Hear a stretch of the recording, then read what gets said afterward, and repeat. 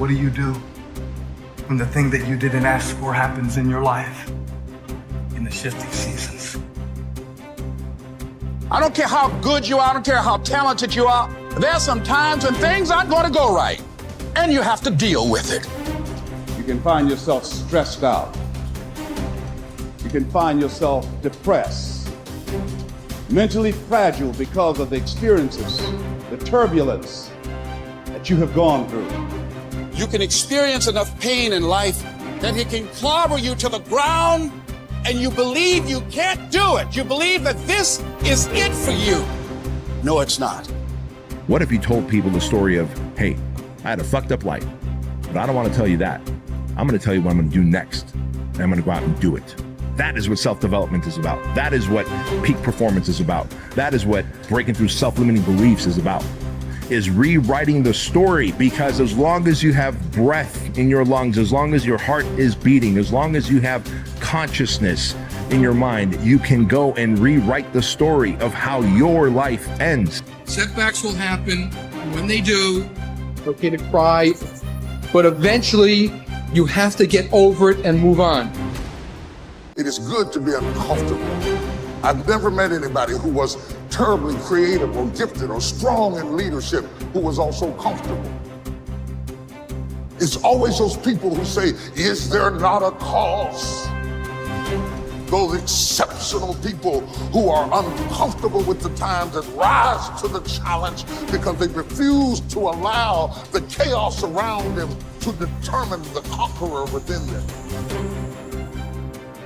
People who resist the toll to go down and stand fiercely in spite of opposition and say, I'm going to do it anyway. Forget all your problems. Everyone has the same problems. It's our solutions to those problems that make us different. Do you have the courage to get what you want? It takes courage to achieve your goals, man. It's easy to give up. It's easy to look at these people and make excuses as to why they can do what you can't. You have everything you need to achieve anything. Our great problem is not that we feel that we are powerless, but that deep down inside we feel that we are powerful beyond measure. It's an incredible thought. It's almost a scary thought, isn't it? But it's also true, because the powers that you have are extraordinary. Have faith like a child. Adults are too skeptical. You may not be able to do all you find out. You may not be able to do all you find out, but you should find out all you can do. See, you don't want to wind up at the end of your life and discover that you've lived only 1/10 of it. And the other 9/10 went down the drain. Be curious. Get excited like a child over your ability to make yourself do anything for change. The law of use. And it goes something like this. Whatever you don't use, you lose. Lack of use causes loss. You lose automatically when you quit. The same thing goes for all the human virtues. Ambition, unused, declines. Strong feelings, unused, diminish. It doesn't grow. Faith, unused, decreases. It's a law. Today unused is lost. A talent unused is lost. An ability unused is lost. So here's one of the key expressions of the evening. Take a new inventory of yourself. Starting tomorrow, new project. Take a new inventory and make sure that all of your talent and ability and mentality and ingenuity and vitality and strong feelings, faith, courage, make sure that all you've got's being used. Otherwise, you lose. Repetition, repetition, repetition. Go over it. And if you repeat it, go over it, sure enough, someday, some mysterious day, the idea takes root, starts to grow, and shows up in your personality and your lifestyle. I don't care where you come from. I don't care where you were raised. I don't care what color you are. I don't care what gender you are. I don't care about any of that If you invest in yourself consistently, if you do the work consistently, 1 + 1 is always going to equal 2. 10 years of motherfucking work is going to pay off. Dig deep. Take accountability for your goals, dreams, and aspirations. Ain't nobody gonna give you nothing. Ain't nobody gonna give you nothing you ain't working for. And the reason why some of you can't get to that next level, we don't have enough stuff in you to push you to get through some of the hell you gotta go through. That house ain't gonna get you through that hell. That car ain't gonna get you through that hell. You only go to another level when you're on this level and you eating out of trash cans and you say, enough is enough. I'll do whatever it takes. Do you, be you, for you. Right.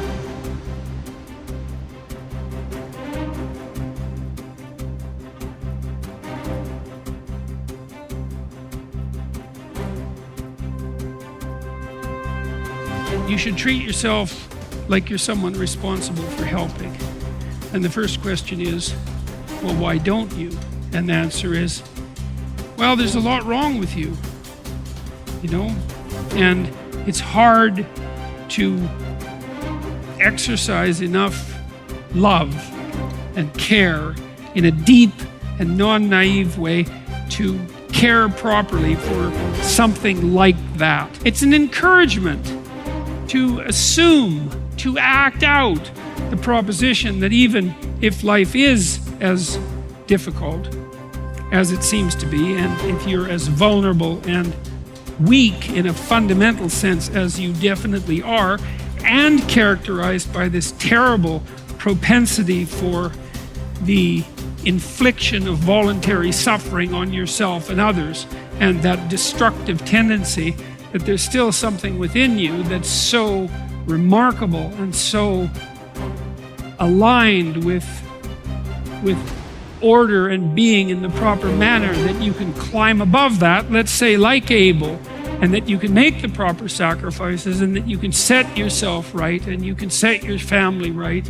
and you can set the world right, and that the mere possibility that that might occur, that that might be within the realm of potential, means that you have a moral obligation to exercise the responsibility to take care of yourself as if you're something that matters. And that if you did that properly, it might turn out that what you did would matter, that it would matter to you, that it would be meaningful in the way that things that matter are meaningful, and that it would matter to everyone around you. If you aim to be something you are not, you will always fail. Aim to be you. Aim to look and act and think like you. Aim to be the truest version of you. Embrace that you-ness. Endorse it. Love it. Work hard at it. And don't give a second thought when people mock it or ridicule it. Most gossip is envy in disguise. I believe that what we become depends on what our fathers teach us at odd moments, when they aren't trying to teach us. We are formed by little scraps of wisdom. Maturity is the ability to live fully and equally in multiple contexts. Most especially, the ability, despite our grief and losses, to courageously inhabit the past, the present, and the future all at once. The wisdom that comes from maturity is recognized through a disciplined refusal to choose between or isolate three powerful dynamics that form human identity. What has happened, what is happening now, and what is about to occur. Immaturity is shown by making false choices. Living only in the past, or only in the present, or only in the future, or even living only 2 out of the 3. Maturity is not a static arrived platform where life is viewed from a calm, untouched oasis of wisdom, but a living elemental frontier between what has happened, what is happening now, and the consequences of that past and present. First imagined and then lived into the waiting future. Maturity calls us to risk ourselves as much as immaturity, but for a bigger picture, a larger horizon, for a powerfully generous outward incarnation of our inward qualities, and not for gains that make us smaller, even in the winning. People say that what we're all seeking is a meaningful life. I don't think that's what we're really seeking. I think that what we're seeking is an experience of being alive, so that our life experiences on the purely physical plane will have resonances with our own innermost being and reality, so that we actually feel the rapture of being alive. Believe me, there is no such thing as great suffering, great regret, great memory. Everything is forgotten, even a great love. That's what's sad about life, and also what's wonderful about it. There is only a way of looking at things, a way that comes to you every once in a while. That's why it's good to have had love in your life after all, to have had an unhappy passion. It gives you an alibi for the vague despairs we all suffer from.